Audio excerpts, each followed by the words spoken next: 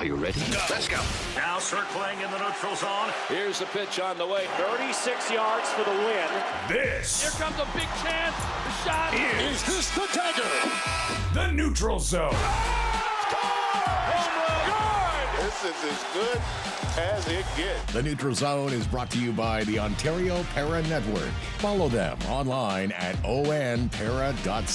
Now, here's your host, two-time Paralympian, Brock Richardson. What's going on? It's time for another edition of The Neutral Zone. I am indeed your host, Brock Richardson.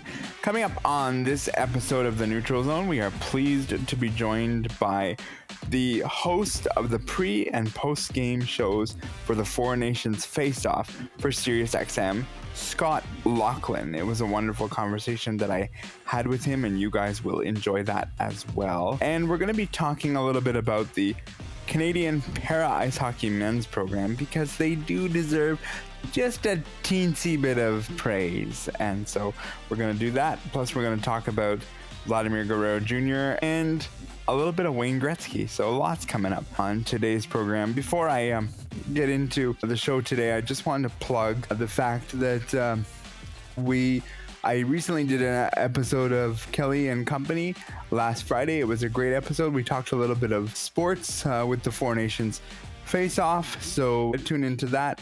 It was last Friday's episode, the 13th, and you can catch them on your podcast platform of choice and YouTube. Always appreciate being a part of their program bi-weekly. I'm joined by Josh Watson and Claire Buchanan. Here come your headlines. Neutral Zone headlines. Wheelchair Rugby Canada is pleased to announce the appointment of Trevor Hirschfield as the new head coach of Canada's national team.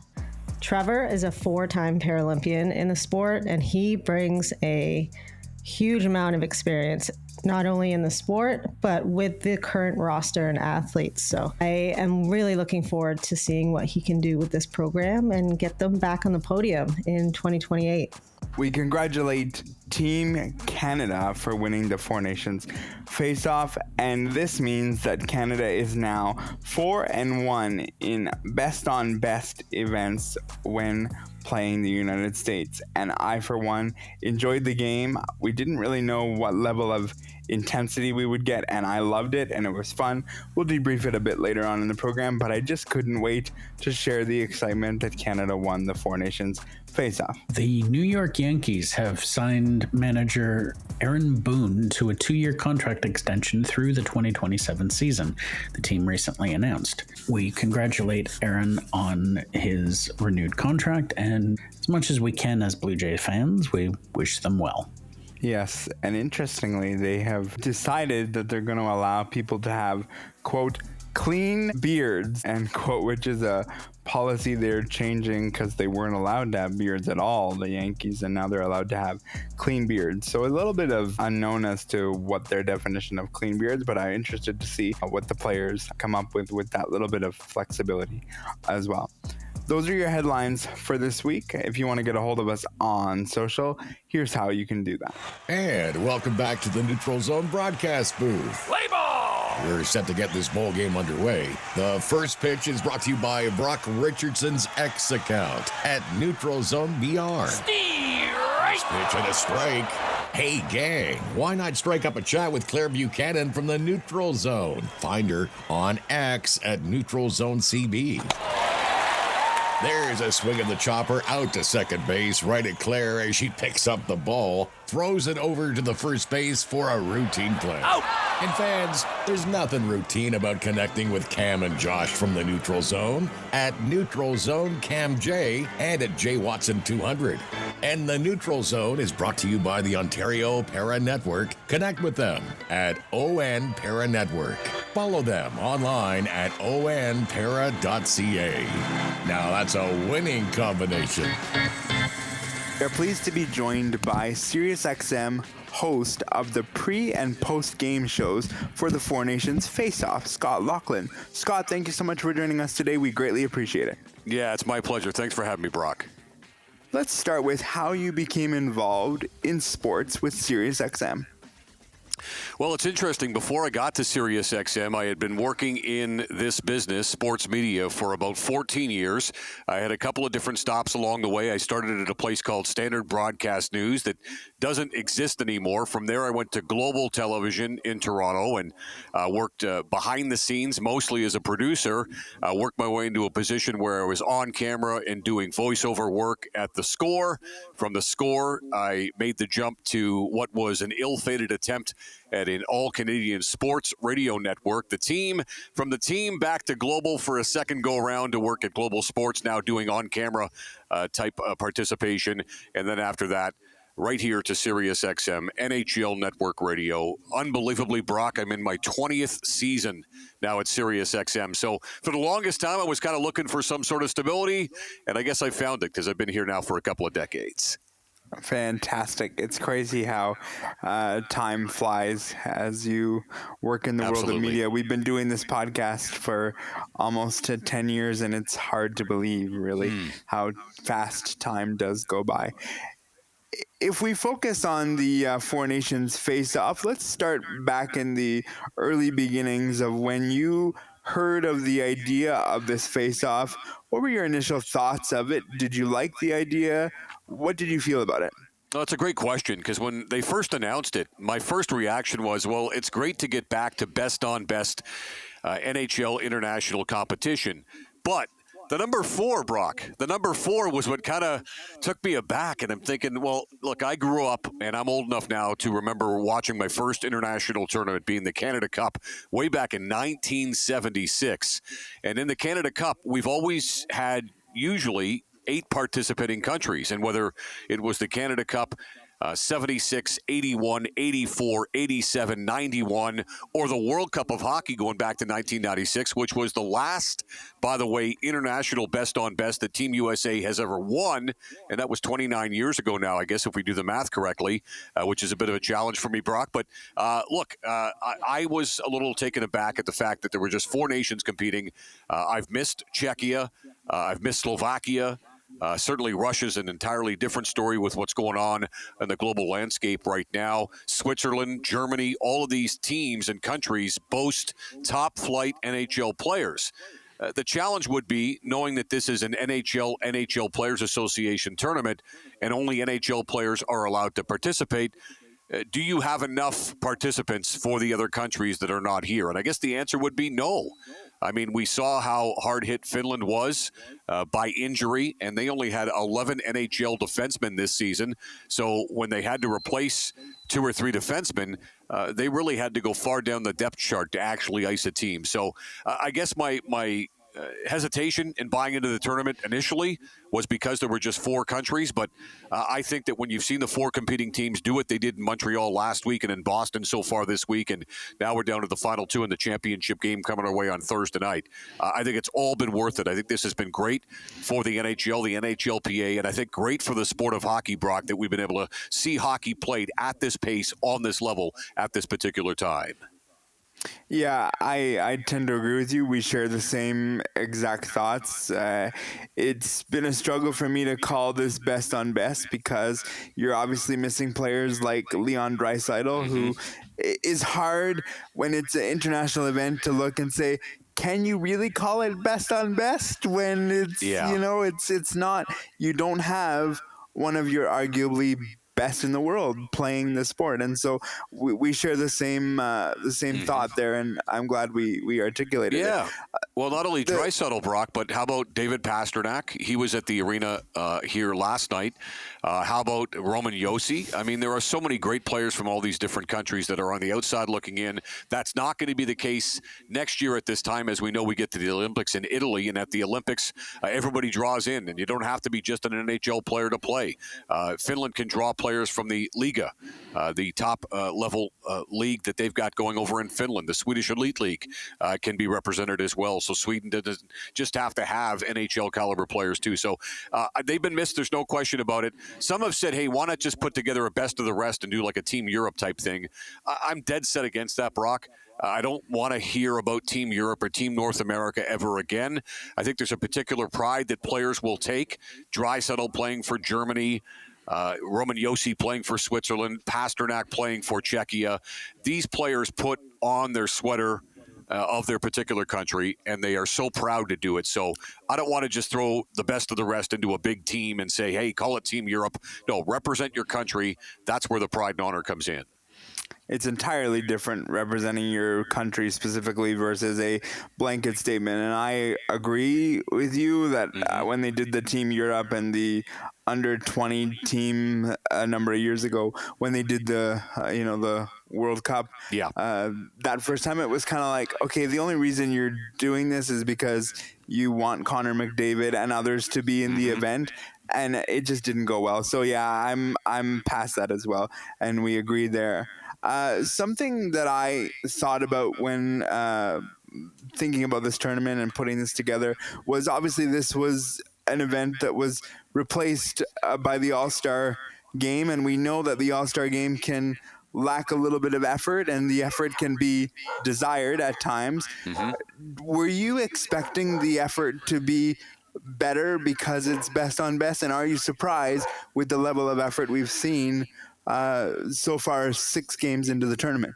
Yeah, I'm not surprised, especially being in Montreal. And look, there's a lot going on in the world right now, especially between Canada and the United States, as we know.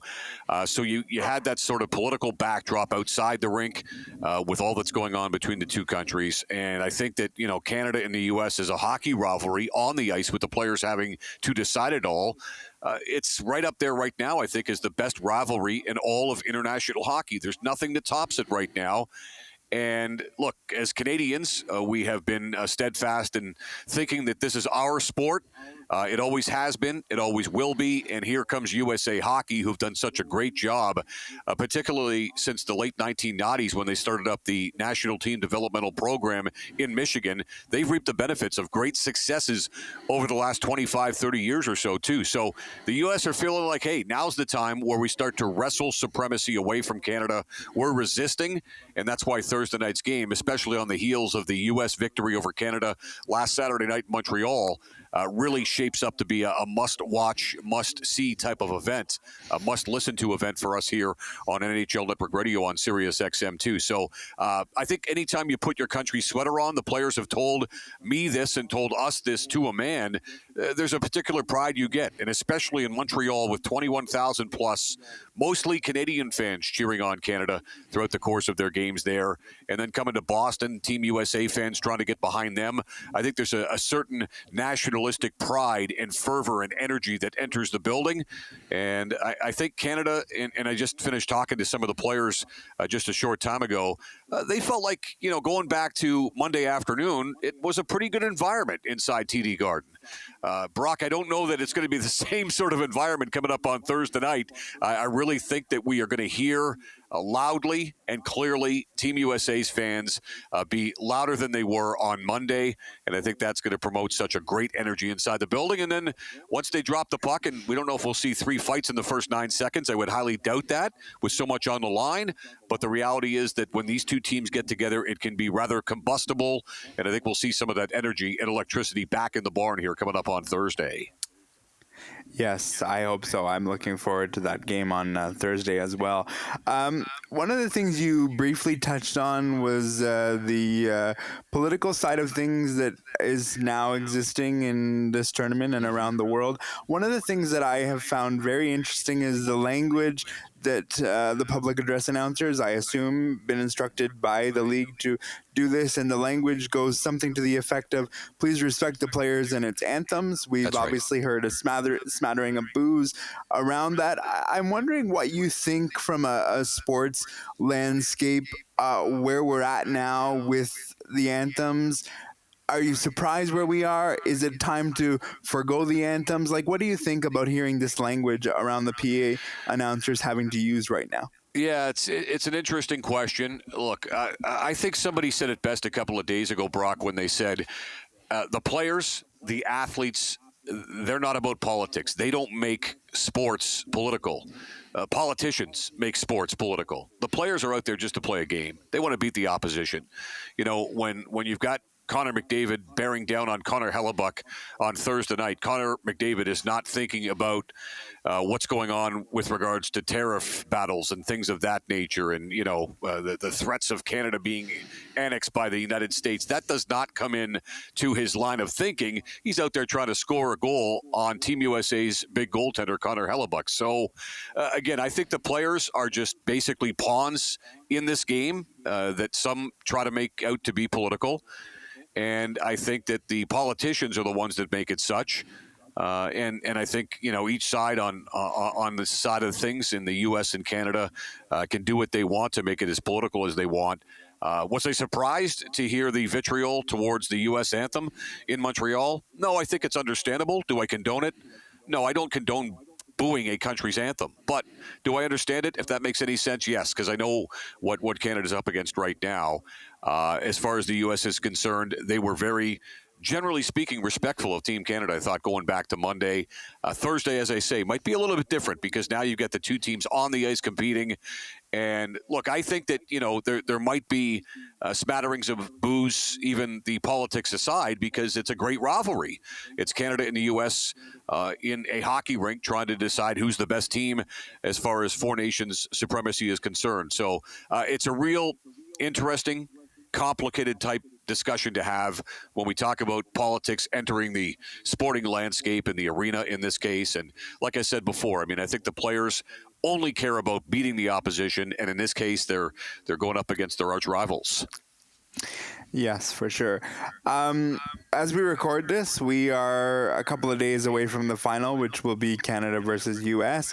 A lot of the talk here in Canada has been goaltending with Jordan Binnington. He's played his best game in the last game there against Finland, aside from maybe the last 5 minutes. And there was some discussion as to whether or not we should have gone to an Aiden Hill in the game against Finland. Do you agree with the decision of John Cooper sticking with one horse, especially with this short tournament? Well, look, I would have gone on Monday, Brock. I would have gone to Aiden Hill. I said I would have made the goaltending switch. Now, detractors or cynics with regards to making a goaltending switch would have said, well, Aiden Hill hasn't played a game in a week and a half. You're putting a guy in cold.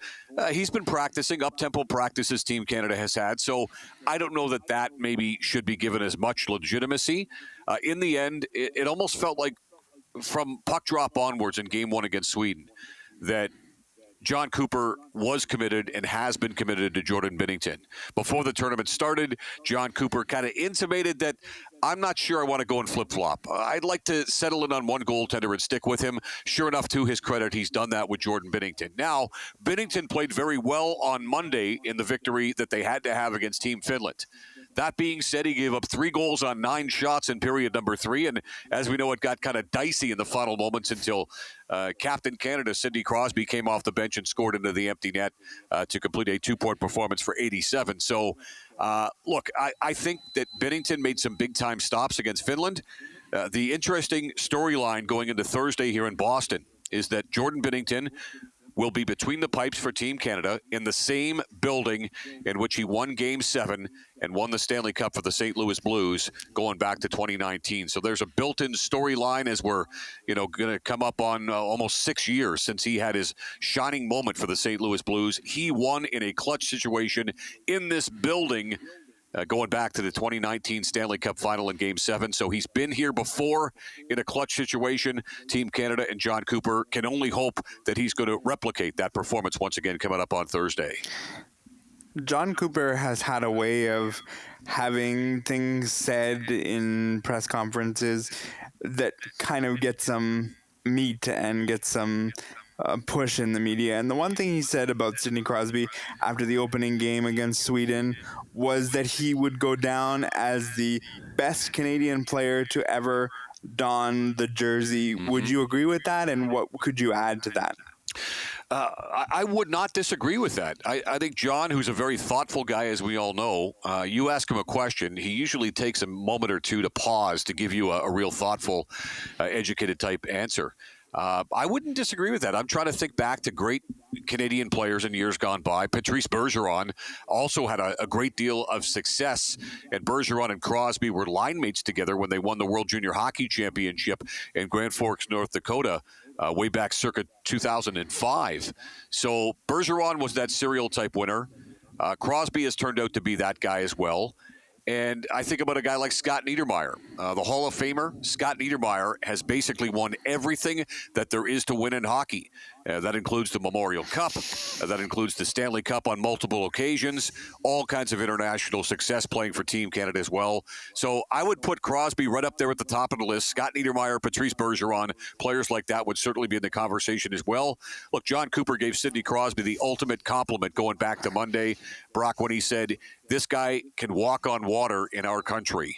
I mean, that's how revered Sidney Crosby is. And the one word that you always hear with regards to Team Canada's captain is humble.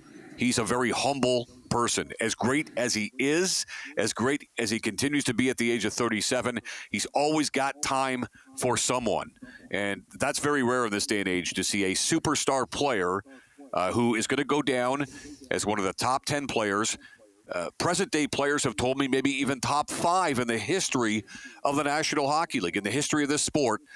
He's going to be top 5 when it's all said and done, and clearly he's not slowing down for the Pittsburgh Penguins. And on the international front, best on best, he's proven once again here at 37 that on any given night, like last Wednesday night in Montreal, like yesterday, Monday, against Team Finland, he can make the case that he still might be the best player on the ice. And who'd have thunk that at the age of 37, that he's still going strong? Who do you think will end up winning the final, and what does Canada have to do to accomplish that, and thus the United States? Well, Brock, I always have to preface my predictions by saying I am biased. When we're on the air, I try to be neutral. When I'm on social media, I will be a lot less neutral. And I'm certainly very, very pro-Canadian. So any prediction I have has to be taken with a grain of salt, because certainly I'm breathing through that red and white lens, and I'm going to continue to do that. Look, I think Canada faced some adversity back in 2002 at the Olympics in Salt Lake City after they dropped their opener against Team Sweden and Mats Sundin. And I think that they responded, and they barely hung on to beat Team Germany 3-2, but then responded, of course, and when it was all said and done, they beat the U.S. Pretty decisively, I thought, in the final game. And then going back to 2010, we know that Canada had some adversity as well in that tournament, and they had to go to overtime before Crosby got the golden goal. So things have not necessarily always come easy for Team Canada. Okay, so this tournament, I think, is no different. They lost to Team USA at the Bell Center going back to Saturday night. I think Team Canada has responded accordingly. I think you'll see their best effort of the tournament. Look, I don't know if they have enough time to get to a full 60-minute performance, but they have yet to play a full 60 in this tournament. If they get close to it, coming up on Thursday, as banged up as the United States is right now, skeptics will say Connor Hellebuyck in goal for Team USA. He's got to step up, and this is the biggest game of his life for sure, and certainly the biggest since the Jets made that run to the Final Four in the 2018 Stanley Cup playoffs. I think you add it all up, and ultimately I'm saying Team Canada is going to win. Binnington gives them enough in the way of goaltending. McDavid, McKinnon, Crosby, and Makar drive the ship, and I really do think that Team Canada pulls it out coming up on Thursday night. Scott, thank you so much for taking the time to do this. Just as we go out the door here, where can people hear you and listen to you on SiriusXM as the year goes by? Well, when we're not doing the Four Nations Face-Off, I am the co-host of the NHL Morning Skate. We hit the airwaves every morning at 7 a.m. Eastern, 4 a.m. Pacific, up bright and early as we break down the goings-on in and around the NHL. Here at the Four Nations, certainly we've been doing our off-day coverage like we are today. We are going live to air with a pregame show at 7 o'clock Eastern on Thursday. People can tune in for that, 7 o'clock Eastern, 4 p.m. Pacific. We will have the pregame show with all the latest regarding the tournament, pregame interviews, et cetera, et cetera. And then just after 8 o'clock Eastern time, Steve Coulias and Andrew Raycroft will have the live play-by-play North America-wide radio call for us as well. So we've really rolled up the sleeves here. The guys have been working very, very hard here that are on the road. We've been enjoying Montreal and now Boston. It's not, Brock, what I would classify as quote-unquote work. The fact that we're able to be here and talk to some of the best players that the sport has to offer and to cover a tournament like this has been such a privilege. And even for me doing this for more than 30 years now, this is a real box that I've checked off here covering this tournament. So I just want to thank you, Brock, for having me. It's been a pleasure for sure, and I hope you enjoy the game coming up on Thursday night. Thank you very much for taking the time. We greatly appreciate it. That was Scott Laughlin, who you can hear on SiriusXM every morning, as he mentioned. So stay tuned for that. And we look forward to dissecting the final game coming up here in a few minutes. The Neutral Zone is sponsored by the Ontario Para Network. Their focus on the growth and development of wheelchair basketball, tennis, and rugby in Ontario. There's no doubt that over time with the Canadian men's para ice hockey program, we have had some challenges with talking about their success because event after event, they seem to finish second, and the United States plays really well. They won the World Championship in Calgary a couple of years ago, which I believe was a really good step. They played an event recently in Boston, which was kind of sort of connected to the Four Nations with a showcase of the sport. Their first game, they were defeated by the United States 4-3. They were actually down 3-1 in this game at one point, came back to tie it, and then ultimately lost in the third period. Second game, they lost 6-2. And in this game, they took the lead. The game was tied. They answered back. And then the United States did what the United States did and took over in the third. Claire, I know you watched this event. I watched one game, watched the highlights of the first game, and then watched the second one. How can we look at this event and say, okay, 2 losses, but what can we take positively from this event? I think it comes down to just getting the reps in, especially a year out from the Paralympic Games. When you look at the amount of games played in their recreational leagues back home, it just shows that the Americans are on the ice a lot more than the Canadians in their respective leagues. And to get more games on the international stage against each other, it just adds to that. And you can tell that not only on the international stage, but a lot of the Canadian guys are making intentional moves to play with teams to get more reps on the ice. A handful of the Canadian men are currently playing out of Detroit right now in one of the American leagues. And it's just that, to get more reps leading into the Paralympic Games. And I think the biggest thing that I could take away from that series and this past year and a little bit with this team is that you can see a different level of confidence in the group through an entire game. So I think in the past there was this kind of view of the U.S. being kind of unbeatable, because they were unbeaten for quite some time. For that to kind of end that streak and show some hope and possibility of like the work is paying off. Yeah, it's going to be an exciting year leading up to 2026. And I'm really proud of how far they've come over the last little bit.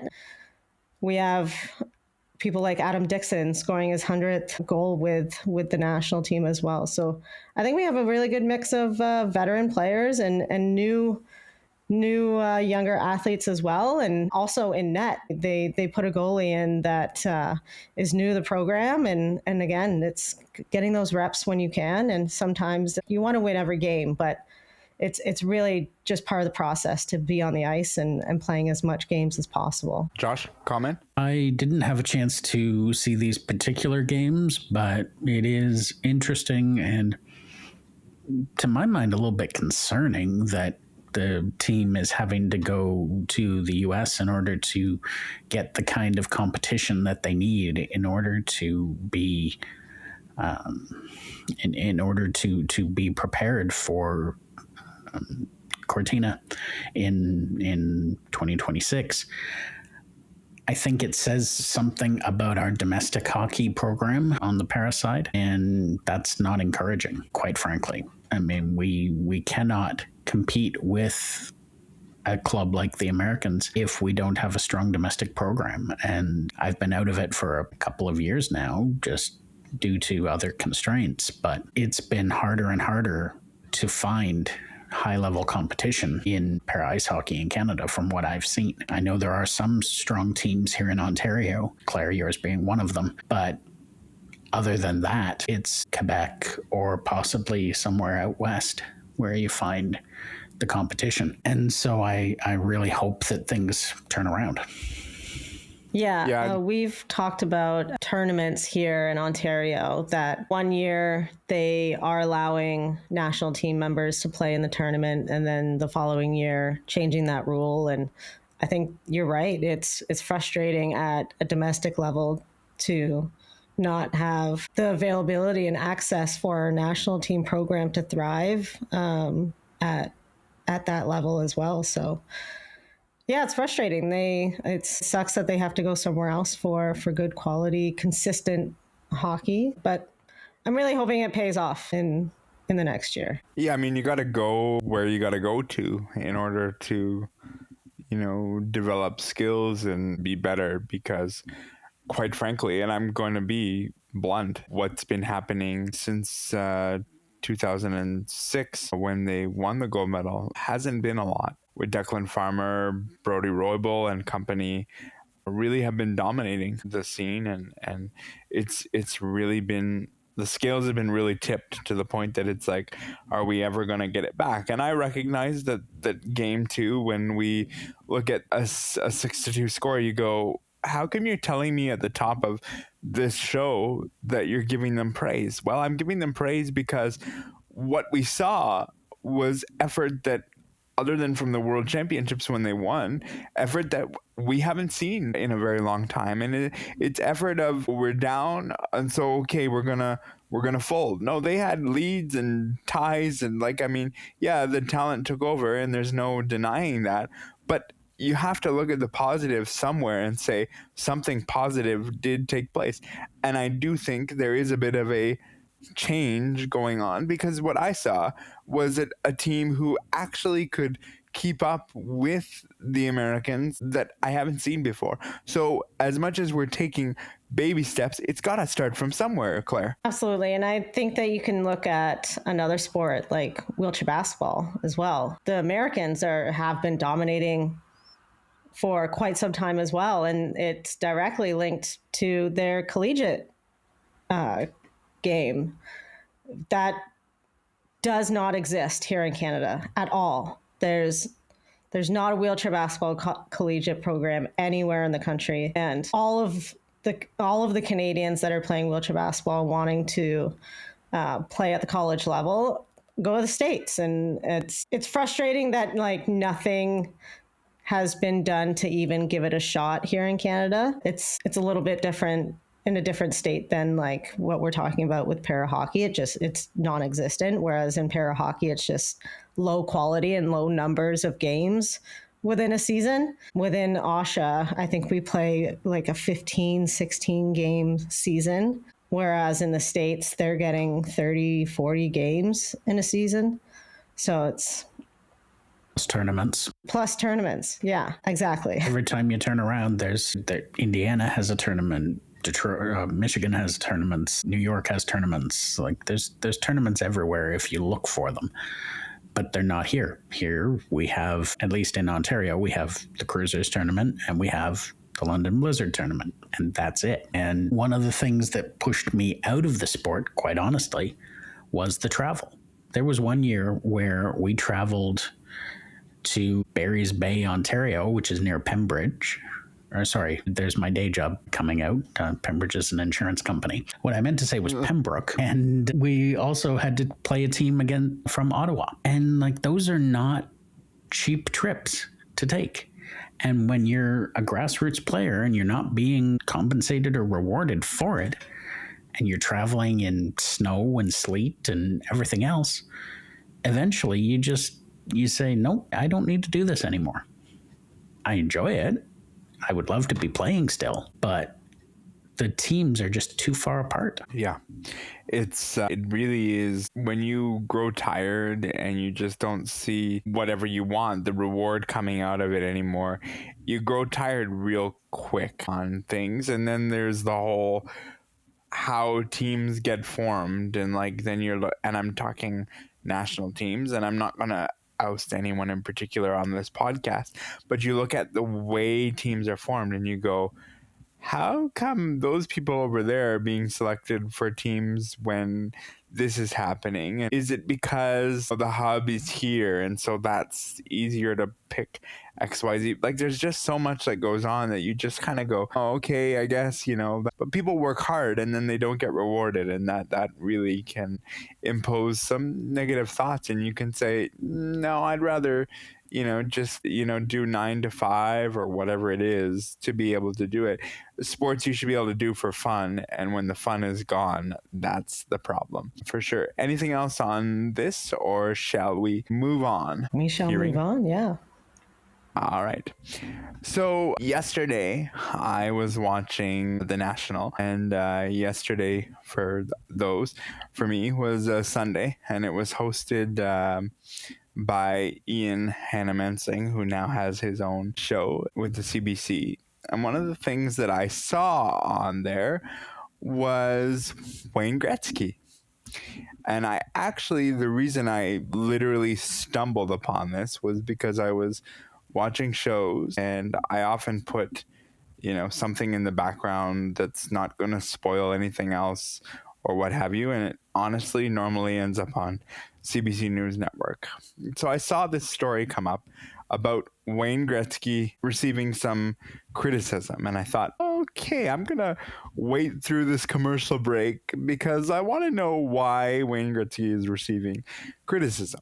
Well, Wayne Gretzky is receiving criticism because he was named the honorary captain for the Four Nations face-off for Team Canada.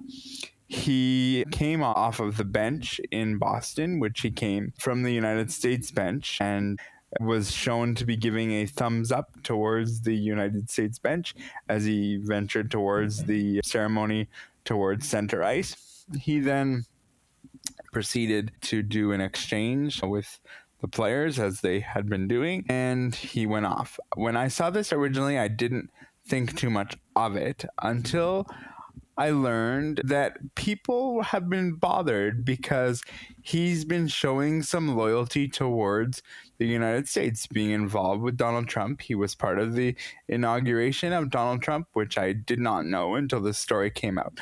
People are a bit bothered by what loyalty he's showing to the United States, even though he was honorary captain of this tournament for Canada. You guys saw the clip that I sent. What do you guys think? Are you bothered by what you saw? What's your thoughts? Let's start with Josh and then go straight to Claire. It's certainly interesting and maybe a bit surprising. I think the thing that we have to remember is that Wayne Gretzky was traded to the LA Kings in 1988. And so he's basically spent from 1988 until 2025 living and working in the United States.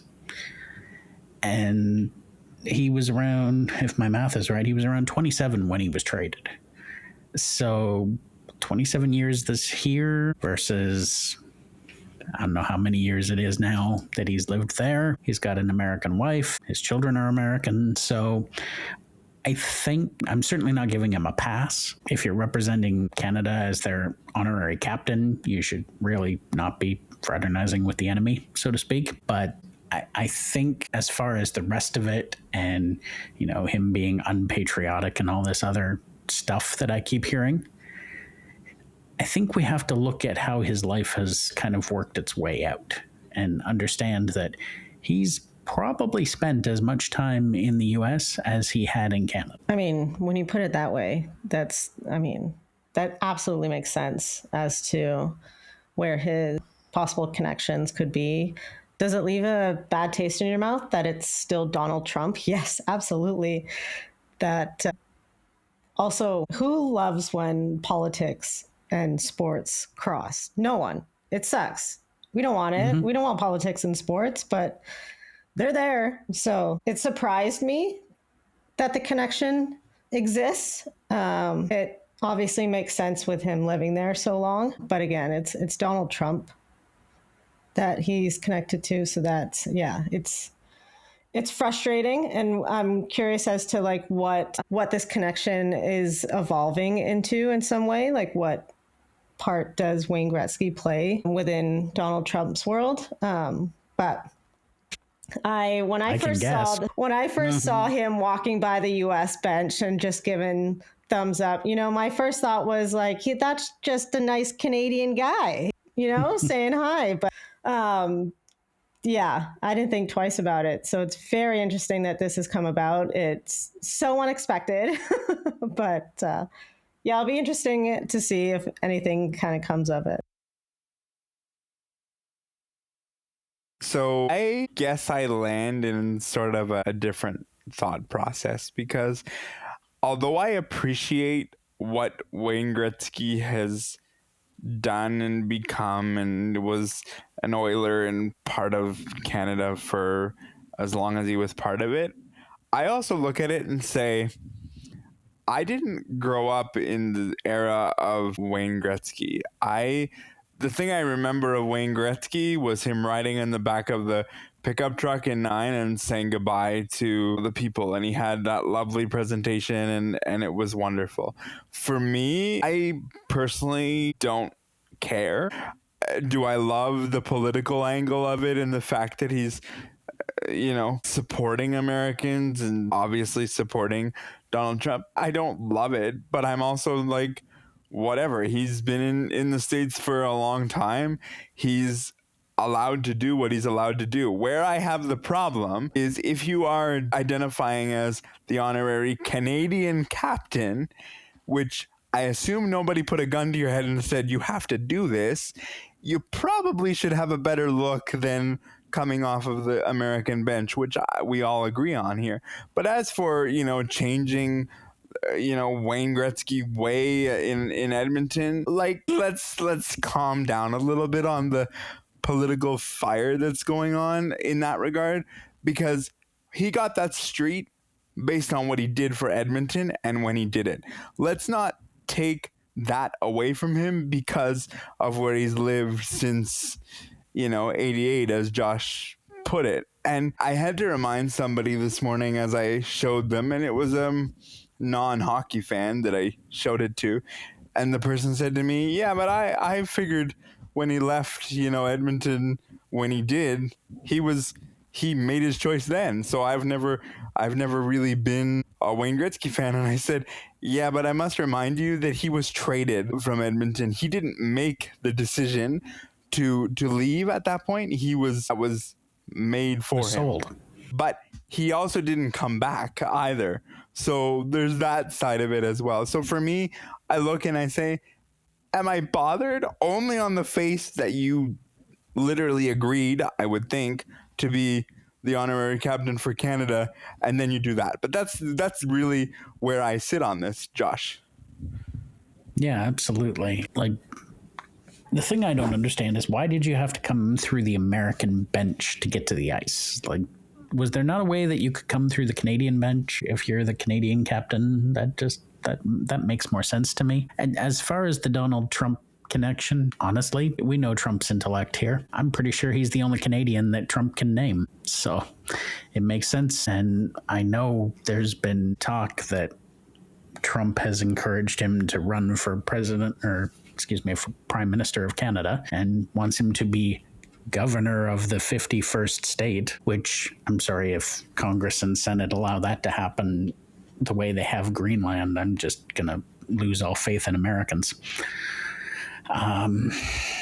It's Donald Trump's whole term thus far as president has been laughable, and I don't want to get into politics here, but I was so glad to see Canada win that game, because I think the country needed a rallying point, and I think we got it. Yeah. Let's go from there. Let's talk about what that game did for Canada. Claire, I think there was a lot of discussion, pregame about McDavid wanting to be the stepping up, and there was a comment of passing of the torch, and in the post game he said, well, I don't really know if there's a passing of the torch between Crosby and I, because Crosby is still going to be there in a year, so let's calm down. But what do you think that moment did for McDavid, for the country. And you better believe that there was also some political heat behind it. And I don't care what the players say. They heard it. They know what was going on there. Yeah, Josh, I think you put it perfectly that we needed some moment of rallying together, and it just so aligned that it was a Canada-USA hockey game that brought us to that point. And I think that it was the buildup for me, really. 9 years without best on best hockey and a year out from the Olympic Games. I think that having this moment in hockey history happen right now and us be on the winning side of it is such a catapult for the game here in Canada over the next not even year, but over the next 4 years after that and onward as well. It's just one of those moments that, there's a bunch of kids watching that game that are now going to go play hockey or decide to really make it a goal of wearing that jersey one day. And we can't count Sid Crosby out just yet. I absolutely believe he's got at least one more year to put that jersey back on and get a gold medal here in about a year. So imagine reliving that moment again at the Olympic Games for Sid in a year. I think that would just be a really beautiful story and full circle for him. And this whole passing of the torch makes McDavid seem like this young kid, and he's not. He's been in the league for quite some time now. I think there's a next generation of athletes that could also be passed the torch as well. It's an exciting time for Canadian hockey right now. And we got to wake up the next morning with a big old well, look at us now, U.S. You know what I mean? We got the bragging rights for at least another year. Yeah, absolutely. And I mean, again, not to touch on the political, but it was just funny to hear some of the rhetoric that was coming out, and even like the press secretary for the White House talking about how she couldn't wait to watch the game and celebrate when the Americans won. And then surprisingly, there was absolutely nothing after the game was over. There was no congratulations, Canada. There was nothing. It was just radio silence. I find it all very, very funny. There was at one point a graphic that I've seen online, and it's probably from a Fox News or something of this nature, showing like the last 31 Stanley Cup winners have all been American teams. Like, yeah, but how many Canadians are on those American teams, guys? Like, American teams doesn't mean American players. Nice try. Revisionist history. Like, you don't get away with this. Sorry. We brought this game and we showed you how it's played, and we're going to gloat. We don't gloat that often as a country, and we're going to gloat. Yeah, for sure. I agree. I want to tell you a quote that Canadian head coach John Cooper had to say related to Sidney Crosby. And I believe this quote came after he had 3 assists and won the most valuable player after the first game. John Cooper said, and I want your reaction to this, and we'll start with Claire and go straight to Josh. John Cooper said he will go down as the greatest player to ever represent his country. Thoughts on that? And what do you think, Claire? Well, I think it's a conversation that really depends on what generation you're talking to. And when asking that question, Wayne Gretzky is going to come up for the generation before us. Like you said, Brock, I myself didn't grow up in the Wayne Gretzky era either. I grew up in the Sidney Crosby era. And so he's been that guy throughout my generation that, the stats are there too. Just an unbelievable record when he puts on that Canadian jersey. He's been our guy. We know that there's other athletes that are in that conversation as well, but it really depends on who you're asking and who they got to grow up with. I also didn't grow up in the Michael Jordan era. I wish I could have seen more games with him playing, but it really depends on who you're asking. It totally does. For someone like John Cooper, I understand where it's coming from.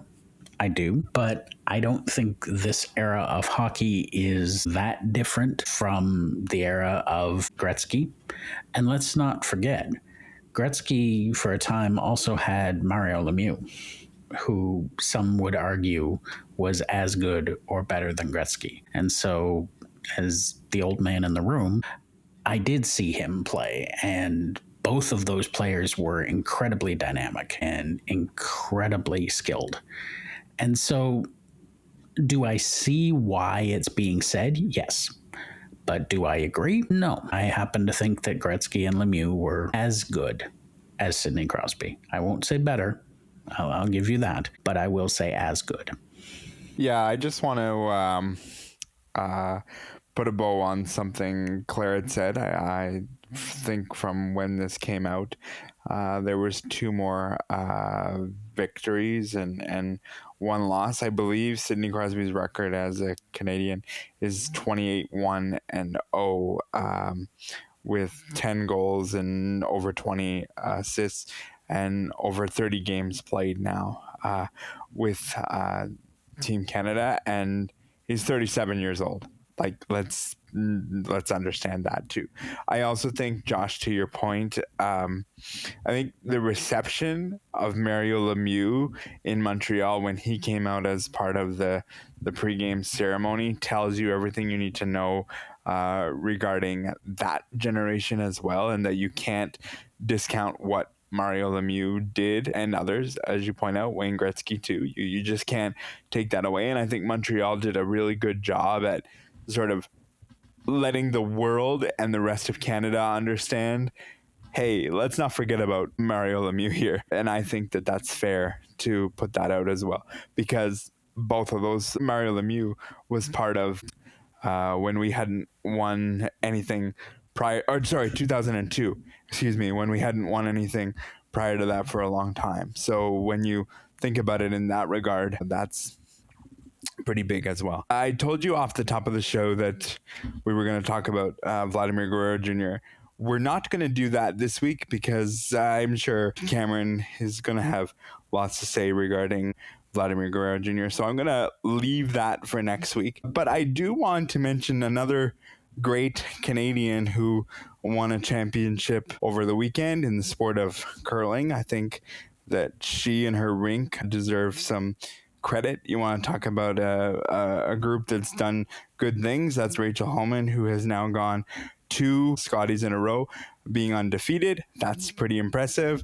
She also has won the Worlds last year. She has an unbelievably stupid record over the last little while, only having 11 losses in all of her spiels that she's played. It's incredible to see the growth of Rachel, given that she's had a bit of change. Obviously, Joanne Courtney has decided to go up into the broadcast booth. Josh, just talk to me a little bit about Rachel Holman and what you see there, because I know you were watching as the week went on. I did, and I mean, you could see as the Scotties tournament went on that the 2 teams in the final, Team Holman and Team Einerson, were just juggernauts, quite frankly.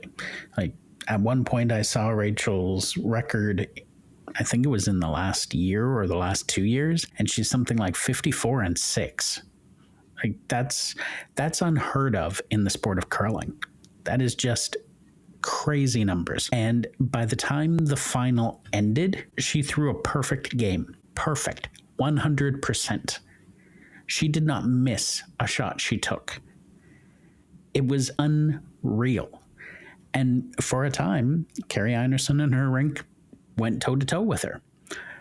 But Carrie and her team just didn't have the same feel for the ice that Rachel did. And it was just unreal to watch.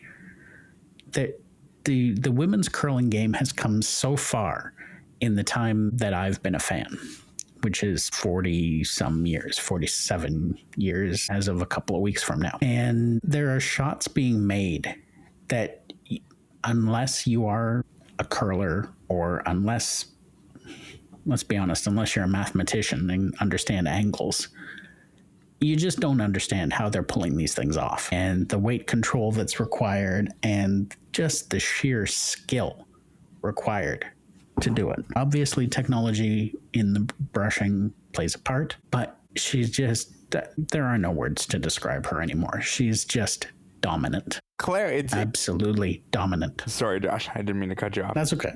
Claire, it's video game level. Like, I texted Josh the night of the final and I was like, I'm watching a video game. Like, what am I watching? And it's like, there were so many times over the weekend where she like went through a guard. Obviously she didn't because she got by it, but it's like, that shot isn't there. How did you do that? And there was a point where there was a double and that she made and Tracy Fleury, she asked her, is it there? And Tracy said, yeah, and it really wasn't, and she made the shot anyway. But that's because you trust in your skip. Like, it's nuts. Video game levels at 100% in a final. I don't want to speak for all of us, but I don't think we've done anything at 100% in a final besides for maybe effort. Yeah, A for effort, right? You can always say you put in 100% effort, but yeah, she's a master of her craft, right? Just we talk about these great people in their sport, and she's one of them. She's just untouchable at moments, and it's incredible as a fan of a game to see moments like that. To see a perfect game or to see that perfect moment kind of align, and it's a lot of skill and hard work put behind it, but it's all those uncontrollables that also align in those moments as well. So it's magical moments of sport that we live for, right? So yeah, it's, again, I'm going to sound like a broken record, but man, we're 1 year away from the Olympics, and there's some Canadian teams and athletes that are just blowing by the competition. Yeah. I mean, I wouldn't be so, and the trials are coming up in November of 2025, and that field is going to be ridiculous on both the men's and the women's. It's going to be stacked, and I cannot bet against Rachel Homan. Like, it's like she won the world. She's the number one team in Canada. She's the number one team in the world. She just has done it all at every single level. And it was literally like watching the valve pop on the pressure in the final when she played the Einerson rink, because the pressure she put on that rink and said, go ahead. If you want to make that shot, go right ahead, because you're going to have a tough time. And at a certain point, as Josh pointed out, she just couldn't keep up with it anymore because pressure after pressure after pressure. And I mean, the commentators were so confused in the first end because it was a blank, and they're like, now's the time to go after Rachel. You wasted an end here. You just played this afternoon. Play right away. She sat since last night, since she play right away, and you gave Rachel that extra end to read the ice. And I think that I'd love to ask Devin Haru, who we haven't had on the program in a bit, but I would say that's the moment where she lost the game. And I know it's really easy for me to say as the outsider, but when you give Rachel an extra end to read the ice when you don't have to, and she had simple shots to make for a blank, you're in a bit of trouble there. You should have put a little bit more pressure on them from the beginning. So the Einerson rink is great. They're going to be at the trials, but man, Homan is just crazy when you think of what she's done. And I'm so happy for them. I'm proud that they're Canadian, and I'm predicting it now, they're gonna win the Worlds. They're gonna do it again, and it's gonna be crazy to see. So go ahead. They're also gonna be at the Scotties in Mississauga. Yeah, as Team Canada. Like, it's crazy, the empire that is Rachel Homan, and they're referring to it as the Rachel Homan Empire now because they just know that it's ridiculous. It's video game level, and it's crazy. And oh, by the way, Brier has a stacked field coming. Like, Brad Gushu is Team Canada there, and he's gonna have to put on his dancing shoes to figure out how to win that championship. So that's coming up in a little under a week's time, but really, really great stuff there as well. Let's see, what else do I want to pick you guys about? Going back to the Four Nations face-off, one of the things that I was really kind of blown away with, and I said this with Scott in our interview was the fact that the public address announcer had to say, please respect the anthem and the players that play for it. And I raised a Spockian eyebrow on this one. Just quick thoughts from both of you. What'd you think, Claire? Again, it's that weird place where sports and politics cross, and everyone's allowed to express themselves, and if that's through sport and that space, and they're doing it in a non-harmful way, I guess everyone has the freedom to do that. But yeah, for one, I guess it's just me as an athlete coming from that lived experience. But I've always respected both national anthems. You're there to play a respectful game and be respectful to each other. And what's going on outside of the game doesn't exist at that moment. So yeah, it's unfortunate to see, but I can see how people are using a game of that magnitude to express their opinion on what's going on politically. Yeah, absolutely. People are going to take whatever opportunity they can to voice their opinion, because on what other stage do you get the chance to let a nation know what you think of it? We can sit here and we can say, oh, they weren't booing the players, or they weren't booing the nation, they were booing the president. But the president is the figurehead of the nation, and the president may not be the person that you like, but he is the president and he is duly elected. So I'm disappointed on both sides, but I think we had to expect the Americans to boo our anthem when we booed theirs. And you can justify it any way you want. In my opinion, it's still disrespectful. Yeah. And I will close this by saying it really brings up the conversation of, do we need the anthems in sporting events, particularly before the games? Yeah. I think when you're in international competition and you win the event or win the game, you earn the right to have your national anthem played. When you see renditions of national anthems that were kind of suspect and words were changed either intentionally or unintentionally, there's reports out there of that. There's just no place for that, and I think we should be focusing on instrumental of the anthem on the international event and just let the players do it, the crowd do it, whatever you want to do. It just becomes too political too quickly when you are doing it other ways. And I get the fact that, you're going to see these kind of things when you are on as big of a stage as you are, and that's what's going to come of it. I just don't know that we need the national anthems in the places we have them anymore because of the level of disrespect that is shown at times during the anthem. That is the end of our show for this week. I'd like to thank Josh Watson, Claire Buchanan. I'd also like to thank our fabulous technical producer, Mark Aflalo. Stay tuned for next week because you just never know what happens when you enter the neutral zone. Be safe, be well. The Neutral Zone is brought to you by the Ontario Para Network. Connect with them at ON Para Network. Follow them online at onpara.ca. Now that's a winning combination.